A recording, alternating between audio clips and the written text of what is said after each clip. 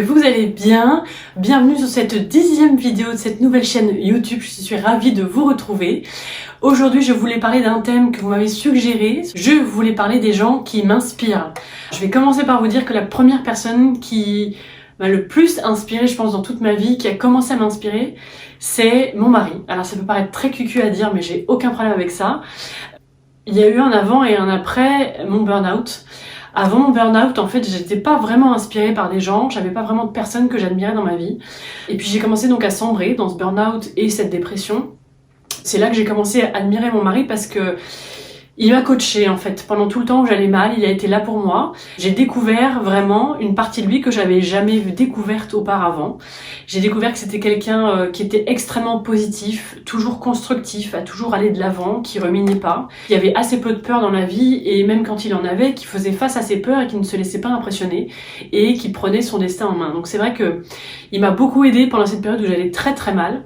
C'est lui qui m'a appris qu'on pouvait toujours transformer le négatif en positif et ça m'a extrêmement servi pendant toute cette période où j'allais très très mal parce que je me suis dit que tout ce que je vivais aujourd'hui et qui était compliqué allait pouvoir me servir et j'allais pouvoir le transformer pour en faire quelque chose de beau. Il m'a vraiment aidé à garder le cap et sincèrement je sais pas du tout comment je me serais sortie de cette dépression s'il avait pas été là et s'il m'avait pas donné toutes ces ressources qu'il avait en lui, ces ressources de positivité, c'est vraiment quelqu'un de très constructif et encore une fois il va toujours de l'avant, il regarde jamais derrière, il a rarement de regrets dans sa vie, il fait toujours les choses pour lui, il fait rarement les choses pour les autres, il se fiche du regard des autres et c'est vrai que tout ça c'est des choses qu'il m'a transmis au fur et à mesure de nos échanges parce que c'était une période où j'avais besoin de beaucoup parler, donc il a beaucoup été là pour moi et voilà, et c'est là que j'ai découvert cet aspect-là de lui, un vrai coach. Ça a été aussi un phare du coup pour moi dans cette tempête que j'ai eue dans ma tête à ce moment-là et pendant tout notre parcours PMA aussi il m'a beaucoup aidé, c'est lui qui a gardé le cap.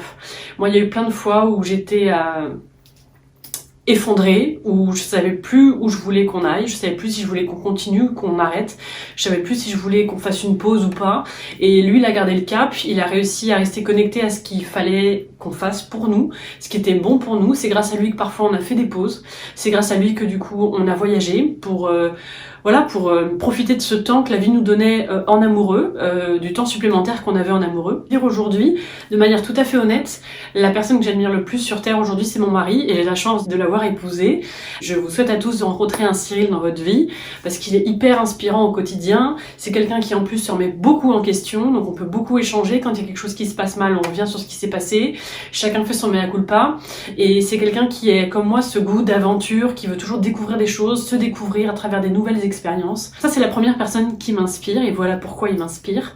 Après il y a d'autres personnes qui m'ont inspirée. Alors vous allez voir que ça n'a rien à voir avec qui je suis ou ce que je fais. En même temps ça vient réveiller un petit rêve de petite fille chez moi. Mon rêve un jour, c'est d'être humoriste, d'avoir un one-woman show à mon nom, un peu un show à la Florence Foresti. Et d'ailleurs, c'est une artiste que j'admire le plus, c'est Florence Foresti. Et au même titre que j'admire également, pour les mêmes raisons, Jamel Debbouze, Omar Sy. J'admire ces humoristes, et je vais vous dire pourquoi. Quand j'ai commencé dans la création de bijoux, je me suis demandé mais qu'est-ce que j'ai à proposer qui est différent par rapport à mes collègues. J'ai commencé la création de bijoux en voulant faire comme tout le monde en fait. J'ai voulu reproduire ce que je voyais chez les créatrices de bijoux et que j'aimais bien. Et je me suis rendu compte qu'en fait j'avais aucune satisfaction à reproduire des choses qui existaient déjà. Et j'ai trouvé ça très difficile d'écrire et de créer des choses qui ne ressemblaient à personne d'autre qu'à moi. Et j'ai trouvé ça déstabilisant de me dire en fait je pense que si je veux être à l'aise dans mon entreprise de bijoux, il va falloir que je crée un chemin qui n'existait pas jusqu'à présent. Et ces artistes tels que Florence Foresti, Omar Sy et Jamel Debbouze m'ont énormément inspirée dans ces moments-là où j'ai pas osé me lancer pour créer mon propre chemin avec ma propre identité qui n'appartenait qu'à moi. Ils m'ont beaucoup aidé à y aller en fait. Parce que je me suis rendu compte que ces personnes-là, pour moi, c'est des personnes qui sont complètement à part entière et il y a aucune autre personne ou aucun autre artiste qui existait avant eux qui ressemble de près ou de loin à ce qu'ils sont. Je trouve qu'ils ont créé leur propre chemin, leur propre identité, leurs propres caractéristiques.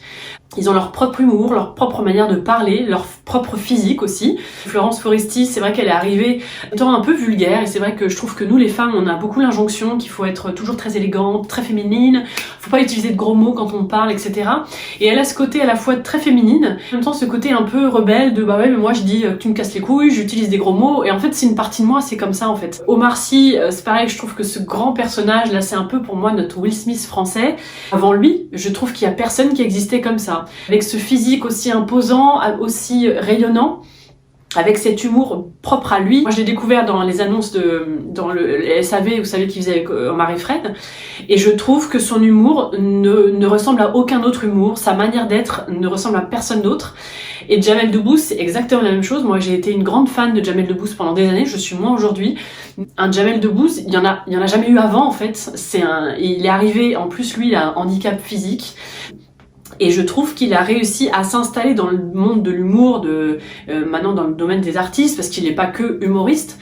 Avec sa propre identité, il a su créer un chemin qui n'existait pas avant lui. Là, m'ont vraiment énormément inspiré dans ce moment où je me suis posé des questions sur qu'est-ce que j'ose faire, mais en même temps, ça fait toujours peur de créer quelque chose qui n'existe pas, et surtout où personne n'est jamais allé avant. Et en même temps, ces personnes-là, je me suis vraiment accrochée à elles, mais vraiment plein de fois, en me disant, mais si Jamel Debbouze avait voulu ressembler à un Gad Elmaleh, ça aurait fait un truc nul. Ou si Florence Foresti elle avait voulu ressembler à une Valérie Lemercier parce que ça la rassurait, parce que Valérie Lemercier ça marchait à l'époque, en fait ça aurait pas fait une Florence Foresti, ça aurait fait un espèce de clone de Valérie Lemercier, mais un mauvais clone en fait. Alors que ce qui a fait sa force à Florence Foresti, c'est qu'elle a assumé qui elle était, ce côté yin et yang, ce côté masculin-féminin, ce côté délicate et en même temps aussi un peu vulgaire, mais jamais vraiment trop vulgaire. En tout cas, elle a été elle-même, je trouve, du début jusqu'à la fin. Même sa coupe de cheveux, il y a qu'elle qui porte ce genre de coupe de cheveux. Chien aussi hyper emblématique. Enfin voilà, elle a créé ce personnage qui, en fait, je pense, c'est vraiment elle. Elle a rien créé, justement. Et moi, voilà, ces trois personnes m'ont beaucoup inspirée dans ces moments où je n'osais pas lancer ma propre identité dans la création de bijoux, mes propres bijoux, et même dans ma communication sur Instagram, j'osais pas faire les choses à ma manière. Et j'ai pensé à ces personnes-là en me disant, mais s'ils n'avaient pas osé, ils seraient passés à côté de leur carrière. Donc je dis pas que je vais faire une carrière comme Omar Sy ou Florence Foresti, bien que je me le souhaite. Mais en tout cas, je dis juste qu'ils m'ont vraiment inspiré à vas-y, ose être toi-même en fait. Parce que si nous, on avait joué à être quelqu'un d'autre, on ne serait pas là où on en est aujourd'hui. Si on n'avait pas assumé pleinement qui on était, on n'aurait pas eu cette réussite. Dans le domaine du coaching, parce que j'imagine que si la question est venue, c'est aussi pour savoir qui m'inspirait dans le coaching, pour être très honnête avec vous, je ne suis pas beaucoup de coach. Il y en a quand même quelques-uns qui vont ressortir, dont je vais vous parler. Le premier mentor, c'est quand même la personne pour laquelle je suis allée dans son école, c'est donc David Lefrançois. Je le trouve extrêmement intéressant parce que expert technique en neurosciences. Pour moi, c'est vraiment un ponte en neurosciences. Il a une connaissance que je trouve incroyable et que j'admire parce que moi, j'ai rarement eu justement autant de connaissances sur un sujet. Je suis quelqu'un qui est passionné, mais un peu de manière très légère. C'est rare que j'ai approfondi mes passions dans ma vie. Et là, c'est la première fois depuis que je suis coach que justement, je suis passionnée et que je veux approfondir à fond mes sujets et que je veux me renseigner, me former, etc. Donc ça, c'est nouveau pour moi. Et c'est vrai que c'est ce que j'admire chez David Lefrançois. Et en plus, il m'a apporté tellement de connaissances en neurosciences que je suis extrêmement reconnaissant. C'est joué en même temps d'authenticité, de vulnérabilité, de proximité aussi. Donc c'est quelqu'un que je trouve hyper inspirant. Je suis très très inspirée et fan de David Laroche. Alors si je dis pas de bêtises, David Laroche a également fait l'école de David Lefrançois. Donc lui aussi, c'est un expert en neurosciences. Moi, ce que j'aime chez lui, c'est son côté justement très yang. Il passe beaucoup à l'action. Et aussi justement, ce que je peux lui reprocher, c'est-à-dire que c'est quelqu'un qui est un peu trop dans l'action pour moi, qui travaille énormément. Et ça, c'est pas quelque chose dans lequel je me retrouve.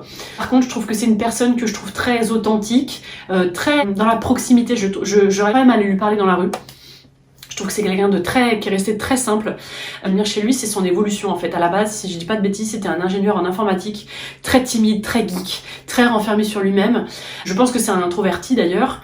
Et en fait, il a eu envie un jour, il a eu un déclic, il en a eu marre d'être cette personne qui n'aimait pas. Et donc, il s'est mis des coups de pied au cul, et s'est formé, et il est allé interviewer des gens, et il s'est mis des défis toute sa vie en fait. Et c'est ce qui fait qu'aujourd'hui, c'est quelqu'un qui a relevé plein de défis, qui a eu aussi beaucoup d'échecs. Moi, c'est ça que j'aime aussi avec David Laroche, et qui démystifie l'échec. Lui aussi, il a eu des grosses gamelles dans sa vie, et c'est comme ça qu'il a beaucoup appris aussi.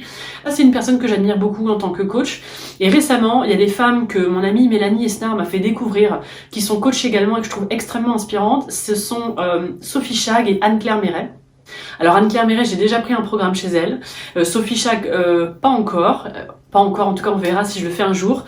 Ce que j'aime beaucoup chez ces femmes, c'est qu'elles m'ont aidé à déconstruire des croyances que j'avais par rapport aux femmes dans l'entrepreneuriat, par rapport aux femmes et à la réussite, par rapport aux femmes et à l'argent. Moi je me suis rendu compte pendant que je faisais le programme de formation justement chez Anne-Claire que j'avais beaucoup de croyances par rapport à ma réussite personnelle en tant que femme, à ce que je m'autorisais à gagner comme argent, à ce que je m'autorisais à gagner comme argent à travers mon entreprise. Elles m'ont aidé à comprendre qu'en fait je pouvais écrire ma propre histoire, je pouvais me connecter à de l'abondance, je pouvais très bien avoir une entreprise qui marchait très bien sans pour autant me sentir illégitime, me sentir coupable de gagner beaucoup d'argent, et aussi en respectant mon écologie personnelle. C'est que je suis heureuse dans ma vie quand je travaille 10 à 15 heures grand maximum par semaine. Ils m'ont prouvé que c'était capable de travailler aussi peu d'heures finalement par semaine et de très bien gagner sa vie quand même. Aussi possible d'être à la tête d'une entreprise sans se prendre la tête, d'avoir des salariés sans que ce soit compliqué, aussi possible de travailler en famille ou avec des amis, tout est possible. Elles ont fait les choses à leur manière, en écoutant leur intuition, et aujourd'hui elles sont à la tête d'empires de coaching qui gagnent des millions. Donc pas honte de ça, elle ne se cache pas, elle ne s'excuse pas d'être là non plus. Moi c'est aussi ça que j'admire beaucoup chez elle, parce que nous les femmes on a tendance à beaucoup s'excuser, et moi j'ai de grandes ambitions pour mon entreprise, et je pense que si je me suis autorisée à rêver d'une entreprise qui va beaucoup grandir, je l'espère, en tout cas je fais tout pour, parce que j'ai plein de projets qui m'animent, j'ai plein de choses qui me passionnent et j'ai envie de partager énormément de choses, c'est grâce à ces deux femmes que je m'autorise à le faire aujourd'hui, parce que elles le font en restant elles-mêmes, en restant des femmes humbles, modestes, en restant gentilles, en restant voilà très agréables. J'avais beaucoup de croyances sur les gens qui réussissent, sur oui mais les gens qui gagnent beaucoup d'argent c'est des connards, il faut écraser les autres pour réussir, et en fait ce sont des femmes qui ont réussi juste en étant elles-mêmes, en restant elles-mêmes aussi. Elles ont pas pété les plombs, elles ont pas pris le melon, elles sont restées des gens bien, avec de belles valeurs, et elles se sont respectées en fait. Ce sont deux femmes que j'admire beaucoup dans le domaine du coaching, et je les remercie d'ailleurs de m'avoir transmis tout ça et de transmettre tout ça au quotidien, parce que elles m'aident vraiment à voir les choses en beaucoup plus grand et à m'autoriser à voir les choses de manière encore plus grande. Ouais, dans mon quotidien, il y a aussi pas mal de personnes que j'admire. Et je voulais aussi revenir sur le fait d'admirer des personnes. C'est pas parce que vous admirez quelqu'un que ça veut dire que vous devez tout aimer chez elle. Moi, j'aime certaines choses chez une personne, j'admire certaines choses parfois chez certaines personnes, mais ça veut pas dire que j'admire tout ce qu'elles représentent et tout ce qu'elles sont. Je vais prendre un petit peu tout ce qui m'intéresse chez les personnes, et c'est pour ça qu'il y a beaucoup de personnes finalement autour de moi que j'admire beaucoup, parce qu'en fait ils ont fait ou ils ont été quelqu'un à un moment donné qui m'a inspirée. Par exemple, j'admire beaucoup ma belle-mère, donc la maman de mon chéri, parce que elle a divorcé maintenant il y a quelques années de ça, et je trouve qu'elle a extrêmement bien rebondi de son divorce, parce que de devoir arrêter un mariage au bout de dizaines d'années de mariage ensemble, c'est pas facile de rebondir en plus en tant que femme, parce que c'est vrai que génération de nos mamans, on leur a quand même montré dans le crâne qu'il fallait absolument avoir un mari, une situation stable, et elle a rebondi, et aujourd'hui c'est une des femmes les plus heureuses que je connaisse autour de moi. Elle s'est reconstruite, elle a reconstruit sa nouvelle maison, elle a reconstruit son nouvel équilibre, et on l'a vue aussi heureuse que depuis qu'elle a réussi à reconstruire son équilibre de bonheur, et elle l'a fait toute seule. Et je suis hyper admirative des gens qui savent rebondir et qui savent justement transformer le négatif en positif. Elle a transformé cette épreuve de vie en quelque chose de beau, et aujourd'hui je la trouve hyper épanouie, rayonnante. Du coup pour ça je la trouve très inspirante aussi. Après il y a des amies dans mon entourage aussi que je trouve très inspirantes. Par exemple j'ai une amie qui pendant des années a été célibataire et elle était extrêmement heureuse. Et moi j'arrête pas de dire mais c'est pas possible, mais craque devant nous, mais pleure, dis-nous que t'es pas heureuse. Parce qu'en fait moi je vais vous le dire, ça venait renvoyer quelque chose chez moi. C'est que moi quand j'étais célibataire pendant quelques temps avant de rencontrer mon chéri, mais j'étais extrêmement malheureuse, je le vivais très mal, je prenais ça comme un échec, je me sentais pas aimée, je me sentais nulle, je me sentais moche. Et du coup je comprenais pas comment mon amie pouvait être heureuse alors qu'elle était célibataire. Et en fait aujourd'hui avec du recul, je l'ai admirée finalement toutes ces années-là, parce qu'elle a su être heureuse sans avoir un mec dans sa vie, en tout cas sans avoir quelqu'un dans sa vie. Et pour ça je l'admire, parce qu'on est tous tellement dépendants de l'amour qu'on va recevoir, de l'amour que les gens vont nous porter ou de l'attention qu'on va nous donner, et dès qu'on a plus d'amour on s'aime plus et on n'aime plus sa vie. Et elle a pas eu besoin d'avoir quelqu'un qui l'aime, elle a pas eu besoin de quelqu'un qui était attentionné avec elle pour être bien dans sa vie et bien dans ses baskets, parce qu'elle était hyper bien dans sa vie en fait. Donc par exemple mon amie aussi je l'ai admirée pendant très très longtemps, tout le temps où elle a été célibataire. Aujourd'hui elle ne l'est plus. Très admirative aussi de cette partie-là d'elle, parce que c'est quelque chose que moi j'ai pas vécu comme ça, et je me rends compte qu'en fait c'est moi qui vis mal mon célibat, alors que j'aurais très bien pu le vivre comme elle à l'époque. Voilà, donc il y a plein de gens comme ça autour de moi que j'admire, donc je pourrais pas vous faire la liste en entier, mais c'est aussi ça que je veux vous transmettre dans cette vidéo, c'est qu'il y a certainement au moins une chose que vous admirez dans les gens qui vous entourent. Il y a toujours des choses à admirer chez quelqu'un. Alors vous n'êtes pas obligé de tout admirer chez elle, mais il y a toujours un moment dans sa vie où elle aura réalisé quelque chose que vous n'auriez pas pu faire aussi bien, où elle aura été quelqu'un sur qui vous pouviez compter, et ça n'aura pas de prix non plus. Moi j'admire, je pense, tous les gens autour de moi, parce que c'est aussi pour ça que je les aime. Moi j'ai besoin d'admirer les gens que j'aime, et même si je les admire pas au quotidien, même si tous les jours ils font pas des choses que je trouve extrêmement inspirantes, il y a forcément un moment où ils ont été quelqu'un, où ils ont fait quelque chose que j'ai trouvé hyper inspirant. C'est pour ça que je les aime, c'est aussi pour ça qu'ils sont dans ma vie, parce que moi j'ai besoin justement de m'entourer de gens qui me font du bien, qui me boostent, qui me portent, qui vont me donner des idées que j'ai pas eues, comme cette amie qui m'a fait me rendre compte qu'en fait si j'avais été malheureuse en tant que célibataire, c'est parce que c'est moi les idées que je me faisais dans ma tête qui me rendaient malheureuse, parce qu'en fait être célibataire ça peut être hyper chouette aussi. Elle m'a aidé à déconstruire cette idée que j'avais que qui dit célibat dit malheur, et alors qu'en fait pas du tout. J'espère que cette vidéo vous a intéressé. Si c'est le cas, n'hésitez pas à mettre un petit commentaire ou un petit pouce en l'air, je serais ravie de vous lire.